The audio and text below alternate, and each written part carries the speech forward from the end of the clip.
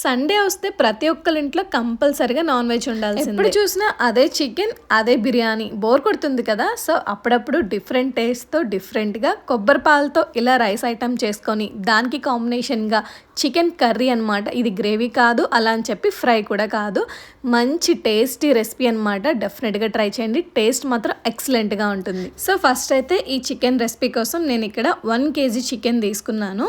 ఇప్పుడు దీన్ని నీట్గా వాష్ చేసుకొని పక్కన పెట్టేసుకొని స్టవ్ పైన కళాయి పెట్టి అందులో 2 టేబుల్ స్పూన్స్ ఆయిల్ వేసి 1 టీ స్పూన్ అల్లం వెల్లుల్లి పేస్ట్ వేసి అలాగే కొంచెం కరివేపాకు కూడా వేసుకొని వేయించుకోవాలి.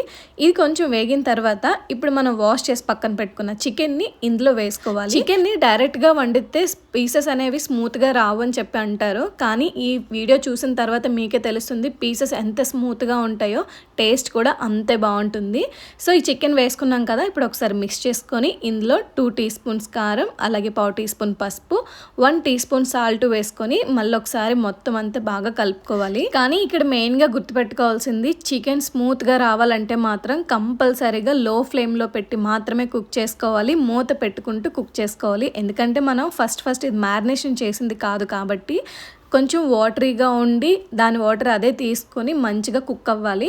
సో కాబట్టి మూత పెట్టుకొని మధ్యలో కలుపుకుంటూ లో ఫ్లేమ్లోనే ఉడికించుకోవాలన్నమాట. అప్పుడైతే పీస్ మంచిగా ఉడుకుతుంది, సాఫ్ట్గా ఉంటుంది. చూసారు కదా, వాటర్ అంతా ఇంకిపోయి ఆల్మోస్ట్ చికెన్ 70% ఉడికిపోయింది. ఇప్పుడు ఇందులోని 1 టీ స్పూన్ ధనియాల పౌడర్, 1/2 టీ స్పూన్ జీలకర్ర పౌడర్, అలాగే 3 టీ స్పూన్స్ పెరుగు వేసుకోవాలి. పెరుగు వేసుకోవడం వల్ల ఇంకొంచెం స్మూత్గా ఉంటుంది చికెన్. ఇప్పుడు ఇందులో ధనియాల పౌడర్ అది వేసాం కదా, ఈ పౌడర్స్ అన్నీ వేసాక ఒకసారి బాగా మిక్స్ చేసేసుకొని దీనిపైన మూత పెట్టి లో ఫ్లేమ్లో పెట్టి మాత్రమే ఉంచుకోవాలి. ఇప్పుడు ఒక మీడియం సైజ్ టొమాటోని ముక్కలు కట్ చేసుకొని వేసుకోవాలి. ఇప్పుడు అందులోనే కొంచెం పుదీనా, అలాగే ఒక 7-8 జీడిపప్పు వేసుకోవాలి. ఈ మూడింటిని కూడా మెత్తగా పేస్ట్ చేసుకోవాలన్నమాట.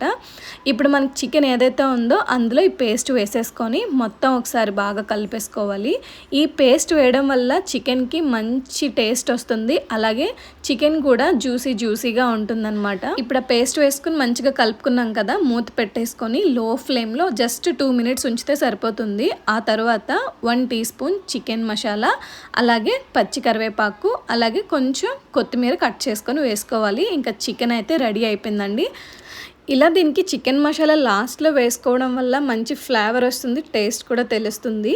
మనకి దీనికి ఎక్కువగా స్పైసెస్ ఏమీ అవసరం లేదు, స్పెషల్ మసాలా కూడా ప్రిపేర్ చేసుకోవాల్సిన అవసరం లేదు. మన దగ్గర ఉన్న మసాలాల్ని కొంచెం వేసుకుంటూ మంచి టేస్టీగా ప్రిపేర్ చేసుకోవచ్చు. చూసారు కదా చికెన్ పీసెస్ ఎంత స్మూత్గా ఉన్నాయో అండ్ జ్యూసీగా కూడా అనిపిస్తుంది, హెవీ గ్రేవీ లేకుండా. టేస్ట్ మాత్రం ఎక్సలెంట్గా ఉంటుంది.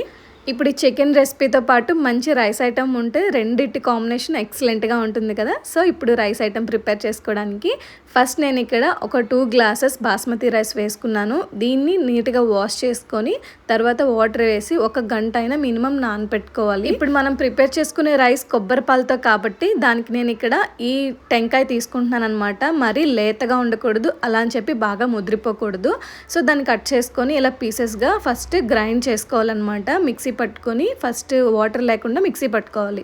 ఆ తర్వాత ఏదైతే 1.5 కప్ నాకు పీసెస్ వచ్చాయో అలాగే 1.5 కప్ వాటర్ వేసుకొని మరొకసారి గ్రైండ్ చేసుకున్నాను. ఆ తర్వాత చూసారు కదా ఎలా మిల్క్గా ఫామ్ అయింది. ఇప్పుడు దీన్ని ఫిల్టర్ చేసుకోవాలి. ఈ కొబ్బరి పాలని క్లాత్లో వేసైనా ఫిల్టర్ చేసుకోవచ్చు, లేకపోతే ఇలా జ్యూసర్ జార్ ఏదైనా ఉంటే ఇందులో వేసైనా ఇలా నొక్కి పెట్టుకుంటే పాలన్నీ వచ్చేస్తాయి.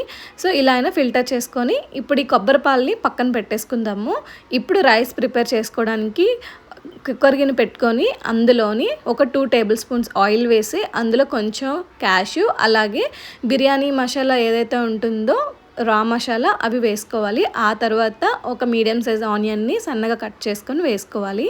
ఇవి వేగిన తర్వాత ఇందులో 1 టీ స్పూన్ అల్లం వెల్లుల్లి పేస్ట్, అలాగే ఒక చిన్న టొమాటోని సన్నగా కట్ చేసుకొని వేసుకొని వేయించుకోవాలి. అవి వేగేసరికి ఇప్పుడు ఇందులోకి ఒక గుప్పెడు పుదీనా, అలాగే కొంచెం కొత్తిమీర, ఒక 3 పచ్చిమిర్చి వేసి మంచిగా పేస్ట్ చేసుకోవాలి. ఇలా పేస్ట్ చేసుకున్న దీన్ని ఇప్పుడు మనకి వేగిన టొమాటోలో వేసుకోవాలన్నమాట. ఇది ఆయిల్లోని కంప్లీట్గా వేయించుకోవాలి.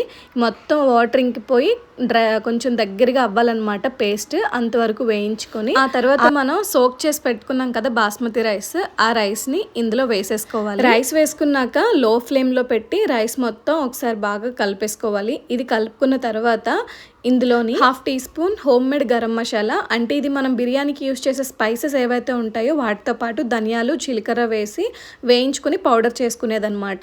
సో అది 1/2 టీ స్పూన్. అలాగే 1 teaspoon biryani masala, 2 teaspoons salt వేసుకొని మళ్ళీ ఒకసారి మొత్తం కలుపుకోవాలి.